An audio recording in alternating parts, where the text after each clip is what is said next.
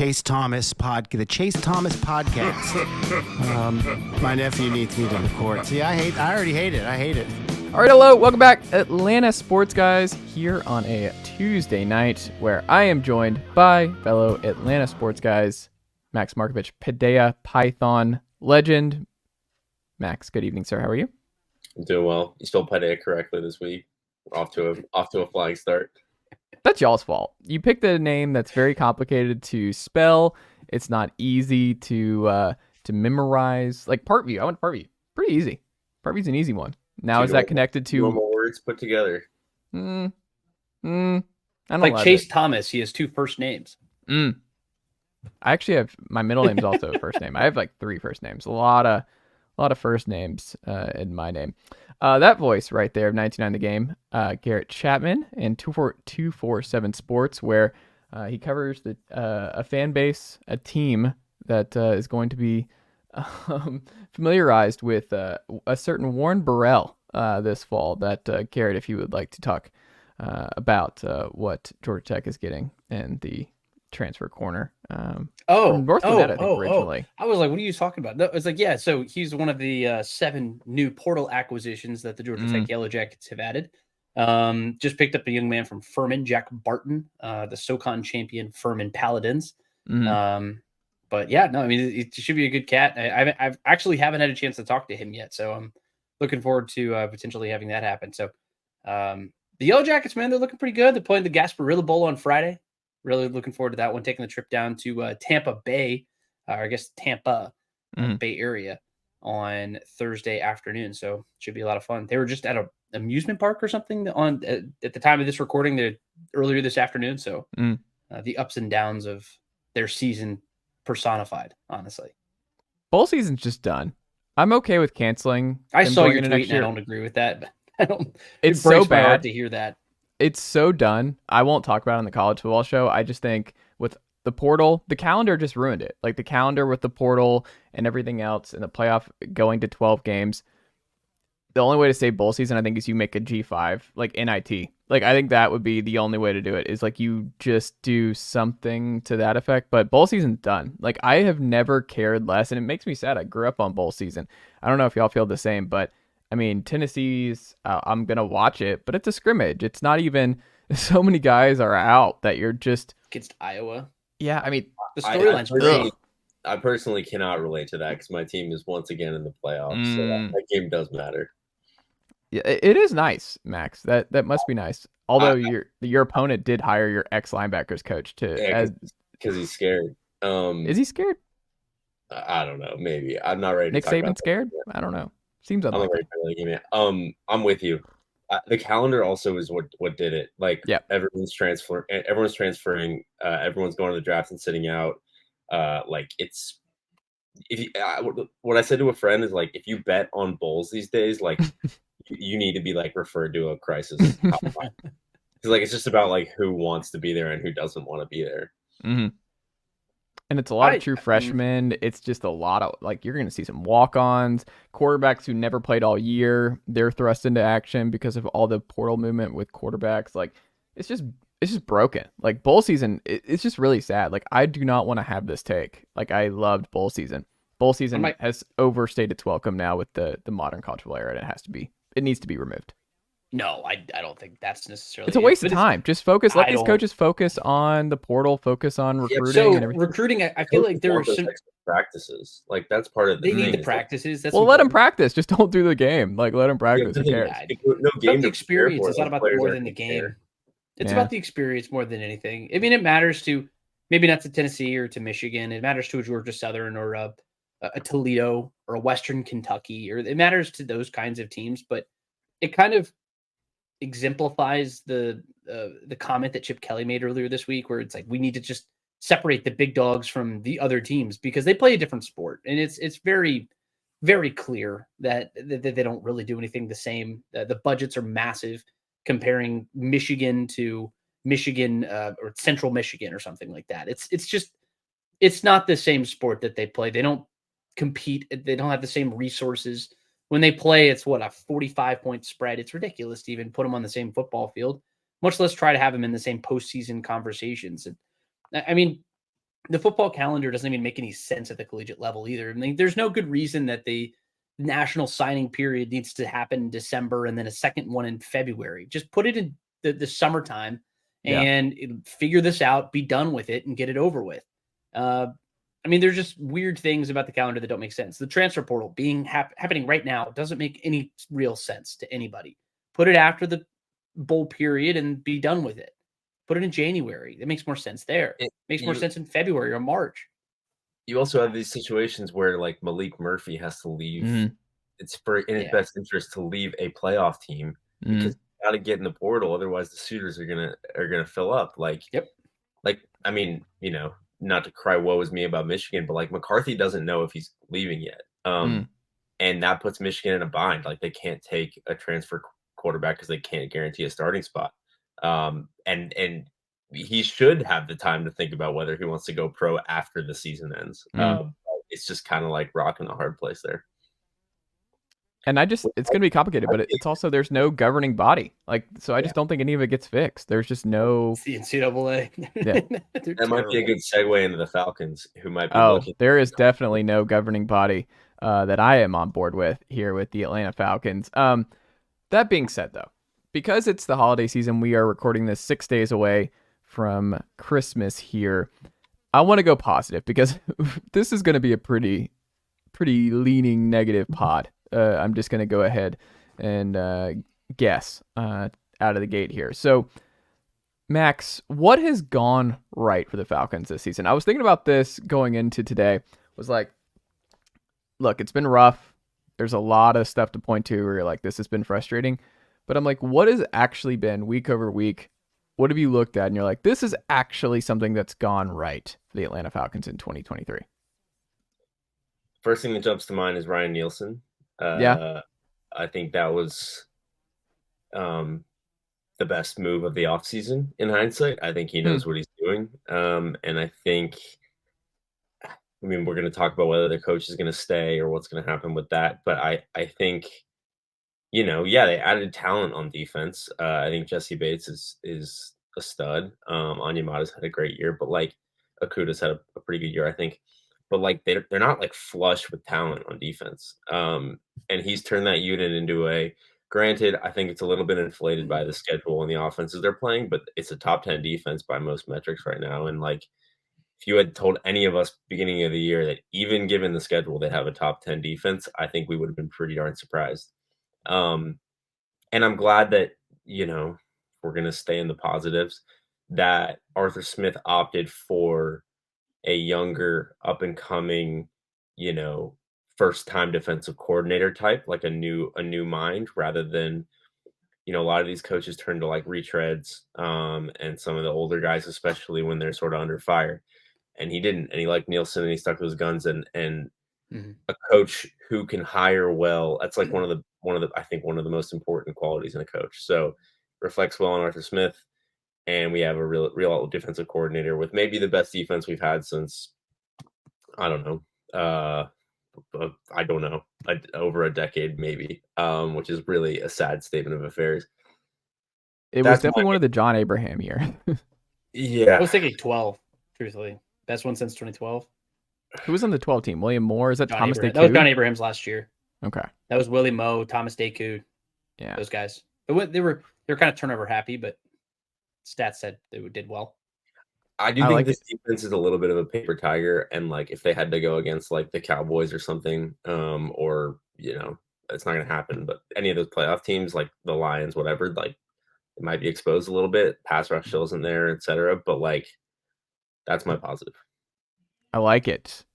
Is that your positive here, Garrett Chapman? Yeah. No, I mean, like that's absolutely the biggest positive that you have to take away from this team this year is the defense has played really well. And that's so if you had come to me at the beginning of the season, you say, well, they're going to lose Grady Jarrett. They're going to lose AJ Terrell for some period of time. You're going to get banged up at the linebacker core. You're going to get beat up then I would have said, all right, I mean, throw it out the window. But that really hasn't been the case. I mean, they'd be a lot better if they had Grady Jarrett, don't get me wrong. But look, at the end of the day, it's like they've been like Ryan Nielsen is the biggest plus from this season. Max, you nailed it. I mean, he's been really one of the only positives for me because the defense as a whole, it's like there may be a handful of guys on that defense that I think that it's like, all right, those guys are guys we can build around. We can keep those guys for the foreseeable future, AJ Terrell being chief among those. Grady Jarrett, I don't know if he's necessarily going to be the long-term guy anymore. I just don't know where we are as a defense anymore as far as that's concerned. And but at the end of the day, it's like, look, you were handed a bad hand on defense just based off of injuries alone, and you turned it into a number 8 overall scoring defense. And yes, it is because of the offenses that you've been playing. You've had the luxury of playing multiple rookie quarterbacks, multiple first-time starters. And at the end of the day, you weren't able to get it done when in crunch time on those final drives. But I know that we're going to talk about that here in a little bit. But for the majority of football games, you've been the better unit. And I think that's definitely a plus that you can hang your hat on and say, hey, job well done. I think that if they actually had all their parts, we would be talking about a potential really, really good defense. And if they really did have all their parts, I think we could be talking about a playoff team, despite the fact that the offense really hasn't been able to do all that much and is far underachieved, especially in the rushing attack. We could talk about the quarterback position too. But look, the defense has done pretty well. And that's where I'm going to hang my hat.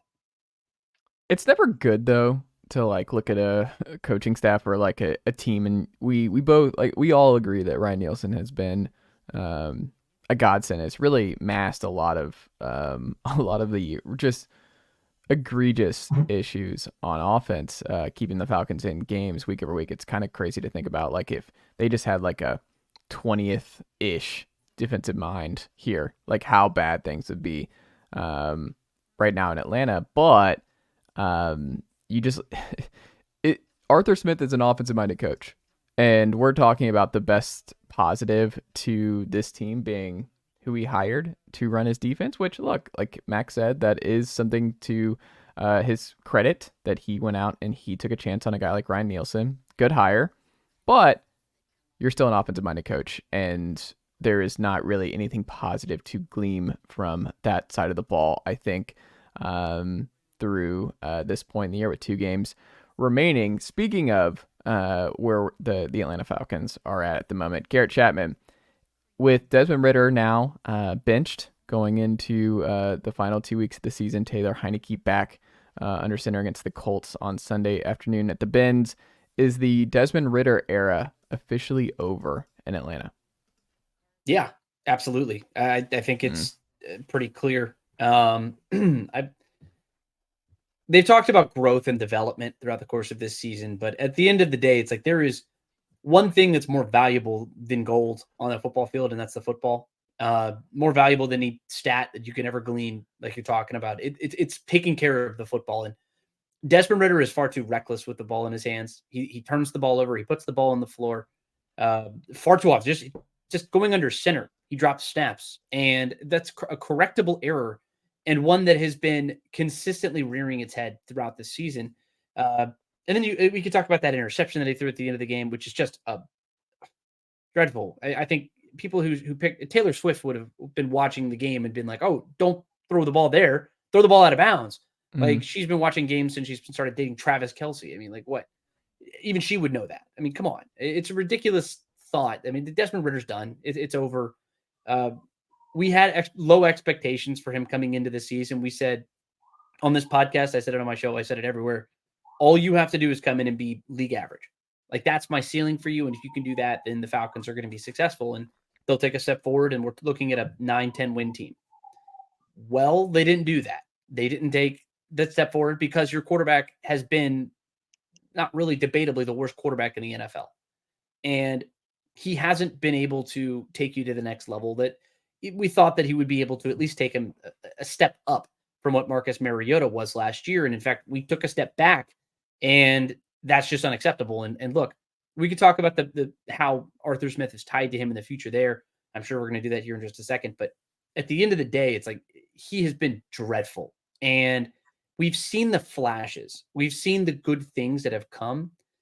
But it's hard to focus on the good things when they show up so sporadically and almost as sporadically as the terrible back-breaking decisions that he makes under center. And at the end of the day, it's like I've seen enough to move in a different direction. We probably, most people saw enough in the 4 games last season to move in a different direction, much less to not have anybody else. There is no plan B. Taylor Heinicke was never really a plan B. Taylor Heinicke was everything is flown out the window, and it's our last gasp at a potential season-saving move. That's all he is, and that's all he was supposed to be. But now they're turning to him, and that tells you all that you need to know. It it really is, and it's just one of those. And I wonder too, if you had just played Ridder more than 4 games last year, how different this year's team looks if he had actually given him more time to just see what you had before going into this year, just being like, Des is our guy. I don't know if you feel the same, Max, but I mean, look, I think Ridder wasn't going to work out either way. It's clear that he's an older quarterback anyway coming in. He was a 3rd-round quarterback for a reason. He was in one of the weaker quarterback drafts. Like, it was always just kind of like, these guys rarely work out. I remember we talked about it before the year, of the stats of 3rd-round quarterback success rate in the NFL, and you go through the names, and it's not a lot of success there. So the Falcons were putting a lot of eggs in this very, very miss-heavy basket, and it hasn't worked out. And I mean, Taylor Heinicke wasn't even the right plan B, where Gardner Minshew is going to guide the Colts maybe to the playoffs, and he was right there. And look, that's like a whole thing. I'm not going to hit the Falcons hard for going the wrong way in the backup quarterback market, but also they've done it kind of twice with Mariota last year, and then Taylor Heinicke this year. You kind of missed there too. I mean, they've missed all over the place when it comes to quarterback, and it's very frustrating, Max Marcovitch. And it also, can we roll out curses based on how they treated Matt Ryan at the end of his career, going behind his back to try and bring in a certain player not to be named on this very show, Max? I won't talk about curses, but I think the harder question to ask is not whether they got the wrong backup quarterback. It's whether that shows you the difference between Shane Steichen and Arthur Smith. Like maybe, but Taylor Heinicke showed plenty in this past X number of years of his career to say that he should have been a viable plan B if you were going to go with the Ridder 1A route.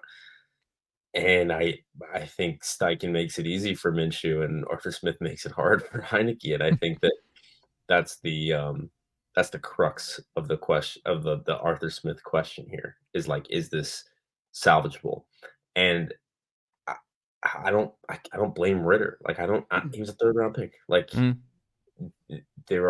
can count on one hand how many good 3rd-round pick NFL quarterbacks there are in the league today, or really have ever been. And like, to me, it's like, it's always just, the game's a little too fast for him. And like, when it's all there and it's schemed up and the guys are open, like, he looks like a pretty good quarterback, and like, he can make the throws, and like, he's athletic, and like, he's pretty good on escapability and navigating the pocket. It's just too quick for him. And like, he makes these predetermined reads that just result in like boneheaded decisions, because he's trying to, like, it's all in the head. And I've never played quarterback in the NFL, and I never will, unfortunately. But like, I can't imagine it's very easy to play quarterback when it's all just like spinning. And I think that's what it was. I think when they first benched him, that's what Arthur Smith kind of said, is he needs to like slow down. And that's a red flag, man. Like, you can't slow down for so long. And these are NFL defenses, and like, it's not just gonna like click for you. And like, I don't really care who plays quarterback on Sunday. It really doesn't matter to me. Neither of these guys will be the starting quarterback week 1 next year. We can say that for certain. But I do think, like, the way he went back and forth this year, it's just like, he's flailing. I mean, Arthur Smith's flailing. And like, I have defended him. I think I've defended him more than most Falcons fans, because I think he comes off like super gruff and like annoying in press conferences. And so that like colors your opinions of him. But if you want to say he was arrogant, he was arrogant about quarterback coming into this year. Like, not the rest of it. Like, he was arrogant and said, you know what? We don't have to like make a swing. We don't have to like take a risk. Like, I can turn Desmond Ridder into what Ryan Tannehill was. He can be good enough for us to make the playoffs, and we have him on this contract. Like, we don't need to trade up for CJ Stroud or Anthony Richardson. Like, no, I'll take this guy, and he'll be good enough, and let's build the rest of the roster. And I think that was arrogant, and I think it was wrong. and that's why things are where they are. I don't really care about the first 2 years of this regime. I think they did a pretty good job. And I don't really care about like the quarterback position and the Mariota stuff, and like the Matt Ryan ending was messy, but like that was coming anyway. The failure was this year at quarterback and being like, I am good enough as an offensive mind to like make this work, and he wasn't. And if he loses his job for it, like it'll be deserved, in my opinion. Garrett, with all that being said, do you trust Arthur Smith to find and develop the next guy, or is this now a point of no return for you? I don't know. I kind of came out and said that I'm kind of done with it and over all of it. I don't really trust him anymore necessarily. I just because based a lot on Max, actually, you make a great point. I mean, like a lot of that stuff that you said was actually a really good point, and I appreciated that. But at the same time, it's like that is a fireable offense. The way that level of hubris, and that's not something he won't learn from. And that doesn't say that he's a bad head coach, or that he can't move on and go become a good head coach somewhere else, or that even if he does make this decision next year and he's the starting head coach week 1 of next year, that he won't make the right decision then. But look, you made a bad decision and you sat on that bad decision as long as you did. You have to think very long and hard about that person's decision-making capabilities. Like you really do. And I can't in good conscience tell you that he is the right person to make that decision anymore. I just don't. I mean, I don't know if he didn't make the decision. I don't know if he had any input on the Ryan Tannehill decision. I don't know how much he did in that one. I can't speak to that. I can speak to everything that he said over the offseason about Desmond Ridder. I can speak to everything that people said about that decision and the way he pushed back against those people. The things that he said and the way that he said it, it's going to come back and bite you. And that's just the nature of this business. It's a thankless job, and it's a job that he talked about at his press conference earlier today. He's like, look, you're like hired to be fired. Like every head coach gets fired eventually. Doesn't matter if you're Bill Belichick, Andy Reid, they've all been fired. And many of them get fired multiple times. And it's just the nature of this business. But whether or not Arthur Blank is actually going to follow through and do that, he said earlier this season, and it's like the season effectively has to come off the rails. Well, it's off the rails right now. There's still a little bit of time for them to come back onto it. Like if they win out, I don't know if they're going to do that. They haven't won 3 games in a row the entire Arthur Smith tenure. So I don't think that's going to happen. You lose one more game down the stretch, you're effectively eliminated from the playoffs. That's, in my opinion, that's coming off the rails and the season's over. I don't trust him, truthfully. Myself, I don't trust him to make the right decision. But Terry Fontenot, do you trust Terry Fontenot either? I really don't know. Like you look at his track record in the NFL draft is dreadful. I understand he's made some very good budget acquisitions, but this is the NFL, and the NFL, you need star level players, and you need to hit on the first round of the NFL draft. So far, so good. So far, it's not so good. You know, you go back to Kyle Pitts, disaster pick, utter disaster. I understand injuries have played into that. Besides that, you look at the next 7 players who were taken after him, and they are slam dunks. They're not even just good picks. They're slam dunks. And Kyle Pitts has been an unmitigated disaster. Unmitigated disaster. And then the next year you go to Drake London, a guy who has no ability to run down the field. I like Drake London, and I think his development has been stunted by the lack of a quarterback. But then you go in and you draft a Bijan Robinson, a running back, a player in the top 10 who's been fine. Like he's been good. He's electric at times, but he hasn't been this dynamic skill player who's going to show out and take over football games the way that you promised he would. So that's even before I get into the fact that the majority of these other players aren't even scheme fits on defense anymore. Like D'Angelo Malone has played 1 defensive snap all season. So I think we're talking maybe about the wrong person. Arthur Smith, I don't know if he's even going to be here, but should Terry Fontenot be making these decisions anymore? That is also worth considering. I would like to say that, first of all, completely agree. I think if you look at, I don't think Terry Fontenot gets nearly enough heat. frankly, for the job he's done. And you look at his first draft. Who were his first 3 draft picks as a GM? Kyle Pitts, Richie Grant, Jalen Mayfield. I don't think, like that kind of, everyone talks about the first rounders. I think Drake London's a stud. I don't think that was the miss.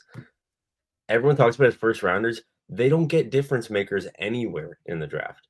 They don't get them anywhere. And like, who are the difference makers on this team? The true, like, top-ish tier NFL players. It's Chris Lidstrom, they didn't draft. AJ Terrell, they didn't draft. Jesse Bates, they signed. Grady Jarrett, they weren't a part of. Maybe you could say Drake London, maybe, but like, I don't. Jake Matthews too, by the way. Jake Matthews, who it certainly had no part in having.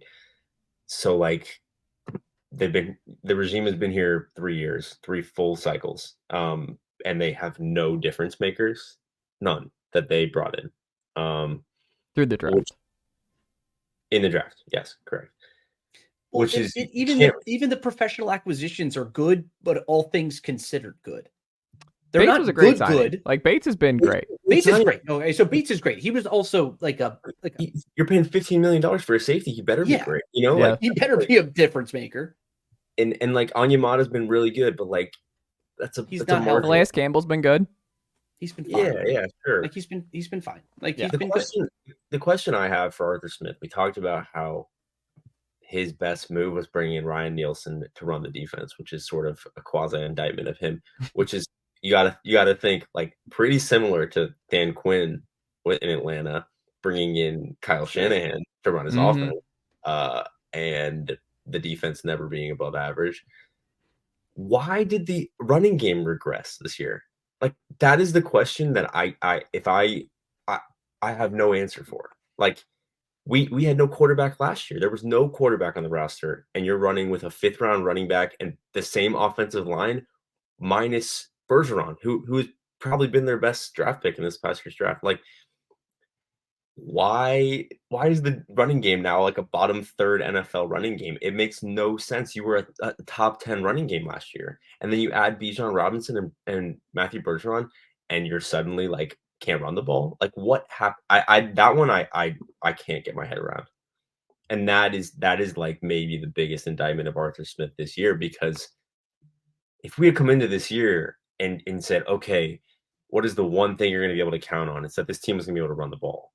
And they just haven't. And that's like why the offense is nothing now. Like, there's been no quarterback at any point through this regime. So like, that is the difference this year. And it drives me nuts, because a good running game and a good defense, you're probably winning this division. Like, even with Desmond Ridder's idiocy and some of his decisions, like, you're probably just going to win the division with that.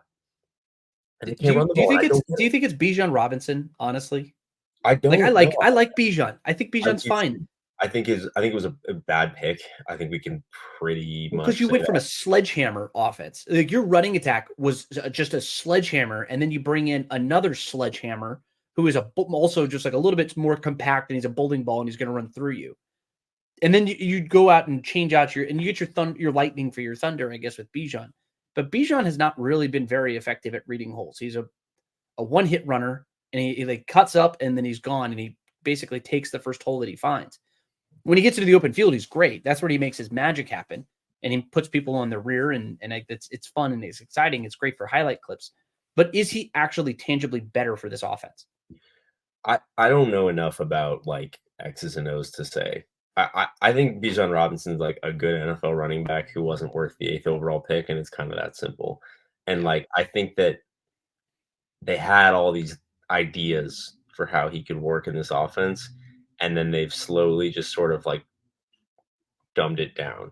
After the beginning of the year, everything was just way too complex. They had him running all these routes. They had him in motion all the time. And it just like wasn't working. So they had to go back to the basics. And that's just like, I don't blame him. I don't think that's the reason they went from the, whatever best running game last year to the whatever worst this year. But like, my fear and maybe the way I'm thinking about this is that Arthur Smith, I still think he's a good offensive coordinator in in football. I think he would be a good similar to Dan Quinn. I think if he went and became an offensive coordinator after this, he'd be good at it again. I don't think he just forgot offensive football in the NFL. I think he's probably just like a little overwhelmed with all the rest of it. And that happens all the time in the NFL. It happens all the time with coaches. And I just kind of think that's where we're at, which leaves you with a really difficult, like, what next? And I just don't know what next is. I think no Falcon fan knows. I think 81-year-old Arthur Blank is a level to this. Does he really want to start over? Where is his head's at? We don't really know what the front office makeup is thinking. Like, we don't know how much influence still Rich McKay has over what's going on day in, day out. We don't know how much, like the impetus for Arthur Blank to get this right really, really quickly. And how much he's been involved with the quarterback situation and everything else. Like, we don't really know. Like, the Falcons are just kind of like, they're not openly dysfunctional. I just wonder behind the scenes, are they more dysfunctional than we have any idea? And that there's a lot of disconnect in terms of Terry Fontenot, Arthur Blank, Rich McKay, and Arthur Smith. And I wonder if that gets cleared up, if you just clean house altogether. Like, I don't really know what the Falcons are going to do this offseason. Nothing would really surprise me. I don't know if y'all share the same, but like, if everyone kept their jobs, that wouldn't surprise me. If everyone got fired, and when I say everyone, I mean Fontenot and Arthur Smith, that wouldn't surprise me. But I think the only thing that would surprise me greatly is if Arthur is allowed to draft another quarterback in the first round. I think with what we've seen to this point, the Desmond Ridder situation going the way that it did, if Arthur gets another job, or even whoever comes in after Arthur, my guess is Blank being at where he's at, this front office being where they're at, they're going to go out, and whether it's Kyler, Kirk Cousins, whoever, I don't think this front office is going to get to draft a first round quarterback next year. And I don't want to do this, by the way. Let me just go ahead and say, I don't want to go down this road, but I would be very, very surprised if we're doing the ATL Sports Guys next summer and we're talking about a rookie quarterback starting week 1 for the Atlanta Falcons, a first round guy, like a Bo Nix, Michael Penix, whoever. You don't do that move, though, unless you're a quarterback away. And are we a quarterback away right now? I mean, you've drafted running backs and wide receivers and tight ends like you are. Like, you've spent a lot of money this past offseason. You think you're a quarterback away. Those are sunk costs. They can't afford to go that route. I think they're going to lose their last 3 games. I kind of do. I think the wheels have fallen off. I honestly don't. Yeah, I don't. Yeah. But are you sure? Like, nothing would surprise me. I don't know. Sure. I'm not sure. I think the Bears are playing better right now. I think the Colts are playing better. And I think the Saints are playing better. So, like, let's say they lose 2 or 3. Let's say they're picking 8th, right? You have to be aggressive in going to get a rookie quarterback. And if I agree with you, that's the predicament they're in. Is like, you can't have Arthur Smith on a a make or break year drafting a rookie quarterback who you want to come in and develop, right? Which makes me, if the options are keep Arthur Smith and go get Kyler or Kirk Cousins, or fire Arthur Smith and get a new coach to tie him to a rookie quarterback, I'm taking the latter, because I think that's what this franchise needs. Like, you're not a Kirk Cousins away from being a contender in the NFC. You have to sort of soft restart. I think, like, the roster's not barren. Like, there are plenty of talent here, but you have to do some kind of like quasi restart. And the more I think about this, I think the more likely outcome is they keep Fontenot and they fire Smith. If things end poorly here this season, as we think they are, Fontenot and Smith were not tied originally. Like, they weren't like a GM coach duo throughout the interview process. Fontenot was open to working with Joe Brady, for example, if he wanted to look that route. I'm not sold on Joe Brady as an NFL head coach, but whatever. I think that they'd be more hesitant to fire the GM. And I think if they lose these last 3 games and it's like, we need a rookie quarterback and like we need someone new, we need a Ben Johnson to work with him, I think that's the most likely outcome. Which I would have, if you would ask me 2-3 weeks ago, even, I would have said there's no way they're going to fire Smith. But like, I didn't think so either. if you lose your last 6 games, including to the worst team in the NFL, and you go 6-11 with that schedule, like that's damning. off the rails, that's fireable, that's unsalvageable. And I think like if you're going to draft a rookie quarterback, you probably need someone new in there.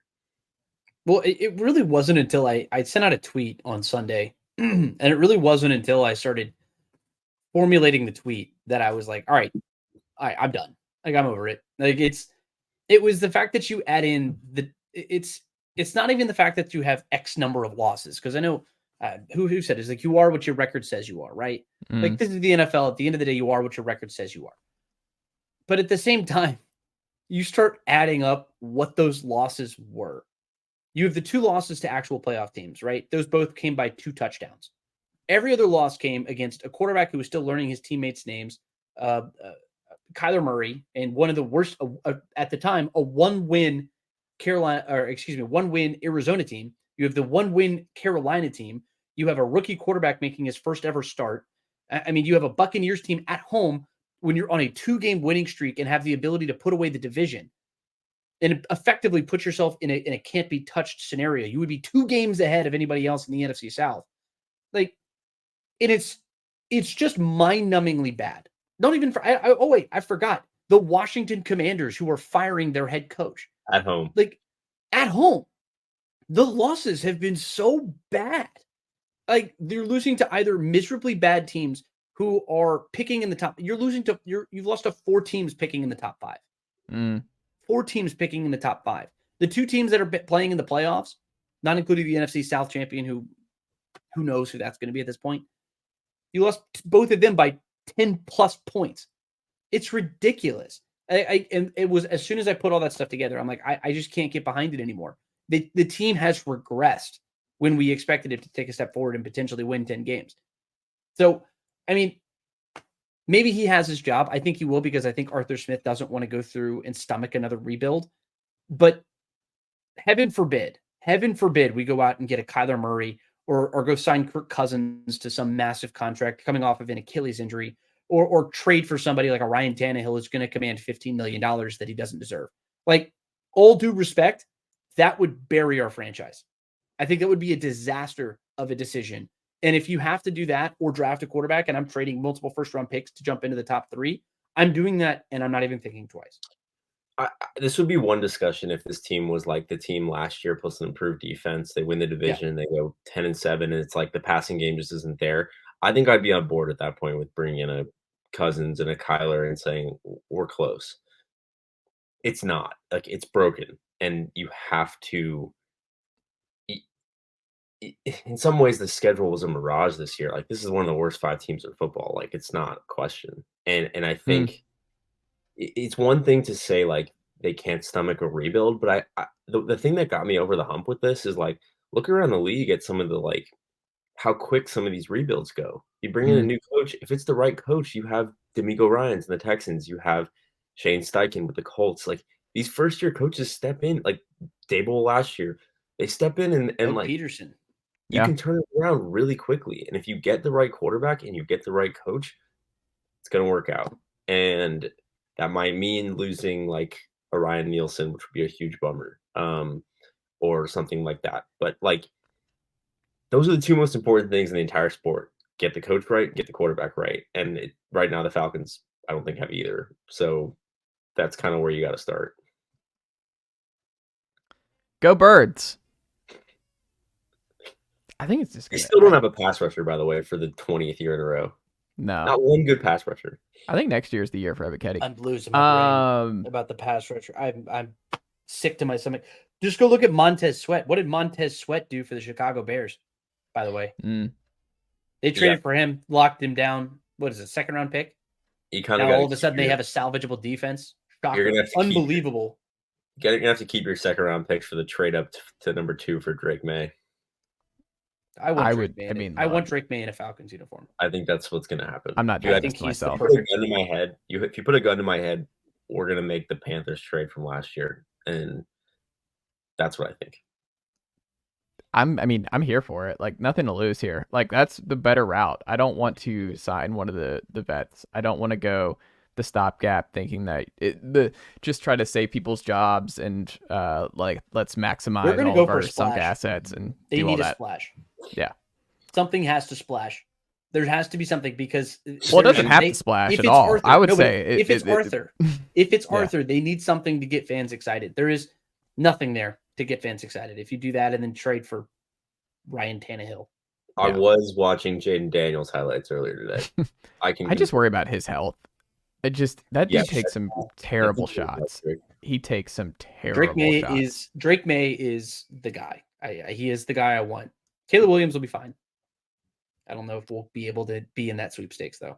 Can I interest you in a JJ McCarthy? No. The Atlanta Hawks. Before Max does this, it goes from bad to worse. Bad to worse. But you know what's funny too? Hey, they've won 2 of their last 3 games. Thank you very much. I mean, they beat the Pistons, and not even like it was the Pistons. They tried their damnedest too. I was worried going into that game where I was like, this has a loss written all over it. This is just, and I wonder what kind of tipping point that would be for this team. I don't know if I'd texted you on the group chat where I'm like, this is a sneaky like dividing line in the season where you're like, you lose this one. I'm very curious what ownership and everybody else does, because no one wants to lose to this team. Like, you've lost 24 whatever in a row. Like, if you're one of these teams that are trying to fight and keep your head above water, losing to this Pistons team is like, uh-oh. Like, the Warriors, they lose to the Pistons in this version. They're like, all right, I'm out. Like, this team, we're cooked. Like, it's just they're getting everyone's best game in a weird way because no one wants to lose to Detroit right now. But I don't know, like, as someone who's watched a lot of these games and just over the years in the Trae Young era, and look, Trae's been the lone bright spot, really. Like, Trae's played unbelievable basketball the last couple weeks. Trae's fine. Honestly, he's shooting better than I thought he would shoot to this point in the year. Like, I have no Trae issues. Like, the floaters are back. He was struggling with that right out of the way. Like, nothing really about Trae Young has been the issue here. Steals are up, too. Steals are up. Like, Trae's fine. This is the best he's playing the best basketball of his career. DeJounte Murray's going to make $47 million in 4 years for this team. And DeJounte Murray has not been good. Onyeka Okongwu is somehow worse than I ever would have thought he would be at this point in his career in the extension. Clint Capella's not dealing well with the defensive changes. I was talking to Kevin Chouinard about this a few weeks ago. Struggling with that. Not staying healthy. He's always a slow starter to the season. And then I never would have predicted a season just completely going off the rails, or this particular season going off the rails, due primarily to Jalen Johnson being lost for an extended period of time. But you were 8-6 with Jalen Johnson. They were fun. They were fast. It was a fun offense, kind of rivaling what the Pacers have been doing with Halliburton and company.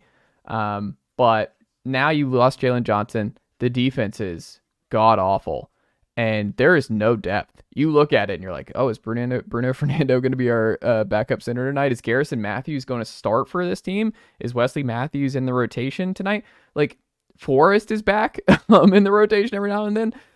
This is just bad. And it's like not even fun bad. It's sad. I don't really know how you get out of this now because you've committed a lot of money to this group. Bogey's playing really good basketball. Love Bogey, and I'll ride and die for him. But goodness, AJ Griffin just completely out of the rotation. No trade value whatsoever. DeAndre Hunter, injured again, giving you absolutely nothing for a full year again. I don't know. Like, I'm stunned at just kind of the way this Hawks season's really unfolded. And I don't know what moves they can really do to fix this. Like, to go positive, outside of Trae's brilliance, Max, where is Atlanta thriving? Where are you watching these Hawks games going, all right, that's good. I like that. I'm not. I'm so sick of this group. I'm just so sick of it. The positive is Jalen Johnson, like in a sort of weird way. Like, he's a core piece. Like, you're not trading Jalen Johnson, and like I think that's become even clearer as he's been out. Like, I don't know. I guess the positive is like Trae.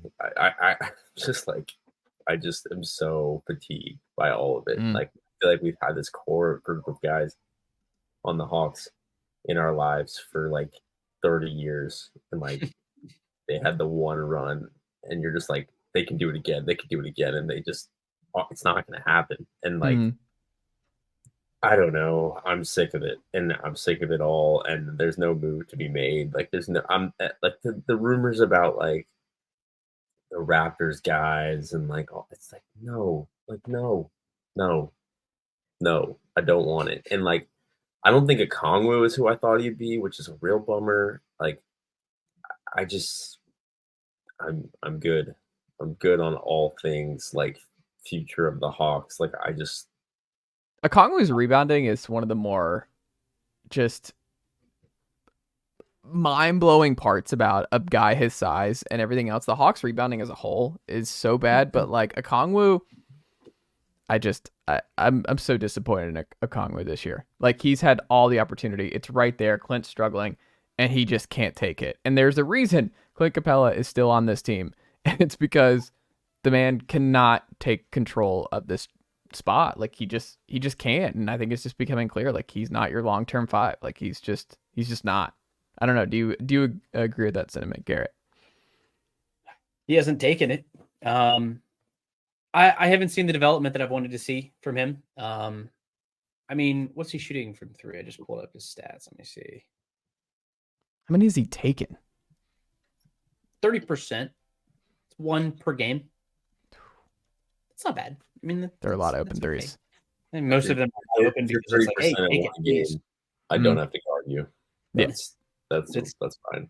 It's okay. I mean, like, that's okay, but the boards aren't there, and the minutes are, and like, he's playing the same number of minutes as Clint Capella is effectively. Quinn Snyder is telling you, it's like, hey, we need you to be our guy. Just take it, and he just won't do it. But as far as positives go, I mean, DeAndre Hunter's playing really good ball.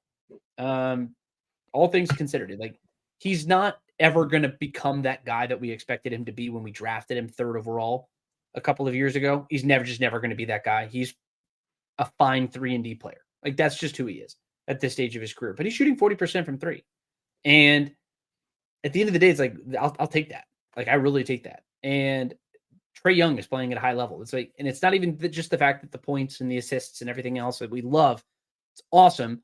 But the efficiency is there. He's not taking those back-breaking shots that became just a Trae Young staple of the last couple of years. He's letting the game come to him. And Quinn Sanders talked about that a lot in his press conferences. Like, Trae is not trying to force the issue too much like he had in the past. It's not all the way showing up on the scoreboard. I think the team has just been dealing with a lot of injuries. I mean, the game on Saturday against Cleveland was just a schedule loss, really. At the end of the day, it's like, based off of the amount of injuries you had. Clint Capella was out. Bogi Bogdanovic was out. I mean, it was brutal. And they played shorthanded, but they played really well, all things considered. And I think this is still a playoff team based off of the way it's currently constructed. I think it's a playoff team. It's going to play in the playoffs. I don't know if it's going to get out of the play-in round. But at the end of the day, it's like, I think Trae Young, just his existence on this roster is going to propel you at least to that in the Eastern Conference. But I don't have a lot of sheer positives, though.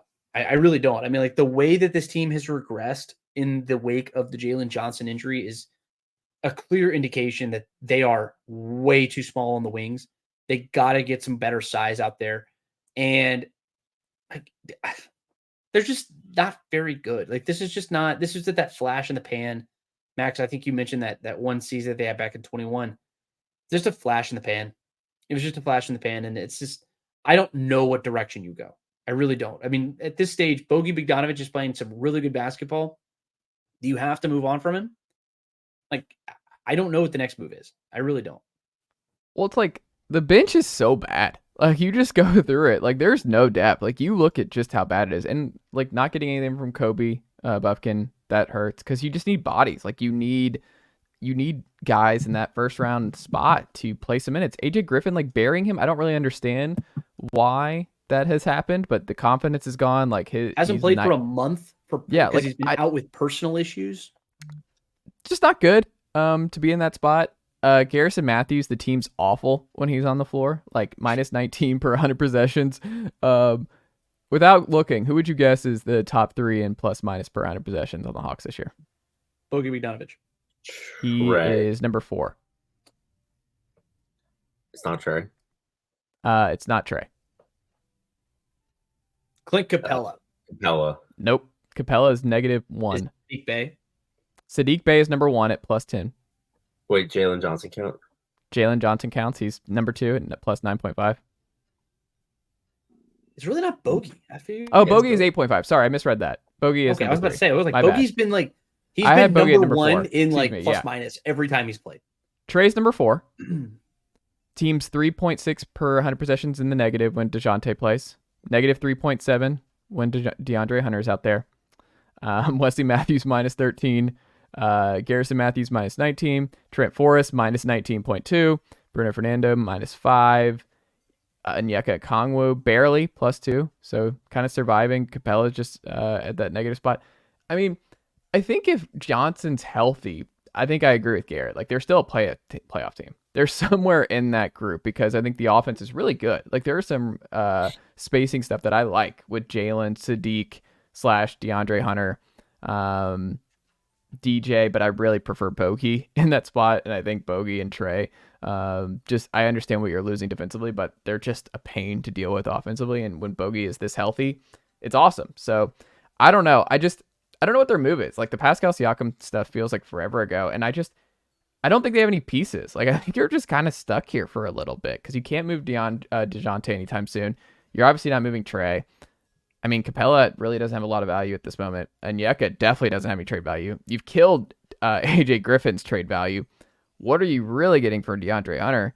Kobe Buffkin obviously haven't seen anything to... I think you're kind of just stuck with this group for this year. And your best trade asset's hurt. And also, he's, as Max pointed out, he's a building block. Like Jalen Johnson, what we saw from him, no, sorry, the upside's really high there. Like, that kind of player, you have to play him a lot of minutes and you have to keep him around. Like, he's a part of the core. There's no way around it. You can't trade Jalen Johnson. My last real thought on the Hawks is like, it would be easier if there was 1 or 2 clear problems. If Trey had cratered, if it, whatever, if it was like Capella's an albatross, like if there were like 1 or 2 clear problems, it's not that. It's just like so blah. And like we thought this team could be a top 4 seed in the East before the year. I have no hope for any of that. Like, I have no hope for them even clawing close to the top 4. No. This is a play-in team again. I do think part of it is like the rest of the NBA is so good. Like, the talent in the NBA is so good. Not the East. Like, yes and no. Like, there's not many like top 4 scoring teams are in the East. I'm saying if you look at the East right now, you have the Knicks in the 4 spot, or the 5 spot, the Magic in the 4 spot. The Cavs are crushed by injuries. The Heat have started terrible. The Pacers have lost 4 straight. The Nets are okay. It's not like they're overwhelming in the talent department. Like, it's not like there's a lot of great stuff. And obviously you have the Wizards, Hornets, and Pistons, obviously, in this side of the conference. Like, there's a lot of bad teams in the East. Yeah. I mean, the Fighting Jordan Pools that's definitely an easy one. Yeah, the Michigan player's not really giving the NBA a lot this year. Garrett Chapman, what can the good folks check out from you across 99 The Game and 247 Sports this week? Last thing I'll say on this real quick. Yeah. We are barreling towards a precipitous drop on this team where Trae Young asks out. It's coming. It's going to happen in the next 2 or 3 years. If there's nothing that changes, this has just been, we've had the same conversation about this team for the last 3 years. It's been the same conversation talking about, Onyeka Okongwu is going to take the next step, or DeAndre Hunter. Oh, yeah, who's this next new guy? Oh, we can go make this trade and go do this. We've been talking about the same thing for 3 years, and Trae Young has continued to play the best basketball of his career. He has improved just about every single year of his career, and we're very, very nearly at that level where he asks out, and everybody blames him for it, but I wouldn't blame him at all. Like, he's done everything in his power to be the star, the dude. And I think there's been an absolute failure from the front office for the Atlanta Hawks to provide a winner for this team. Just that's fair. All there is to it. And speaking of which, National Signing Day is coming up on Wednesday. So check me out there at GChapATL. We'll be getting some coverage coming out for the Georgia Tech Yellow Jackets, 24/7 Sports at GoJackets.com. That's going to be a lot of fun. And then heading down to the Gasparilla Bowl on Thursday afternoon after I finish up at the steakhouse over at the station, 92.9 The Game. Going down, covering the Jackets. Thursday, Friday, and Saturday, I'll be back up here. And Sunday, we've got Falcons. So Falcons all day, West Durham, Dave Archer got all the coverage you need on 92.9 The Game and Falcons Radio Network. And then after that, we've got Falcons Flyover, where we'll react to whatever happens. And what happens, I don't know. And we'll see. You can't prep for something. You can't prep for that, man. You just know it's like a storm. You just got to make sure you've got your bread and water, and you got your extra set of batteries, because you know chaos is about to ensue. It's Taylor Heineke Day. Get fired up. Woo. Also, make sure you pack those Little Debbie Christmas snacks. Those are so good. The Little Debbie Christmas zebra cakes, undefeated. Just absolute deliciousness. Like I'm all about them. Max Marcovitch, Padea Python legend, 99 The Game, Garrett Chapman. Thank you as always, and I'll talk to y'all very soon.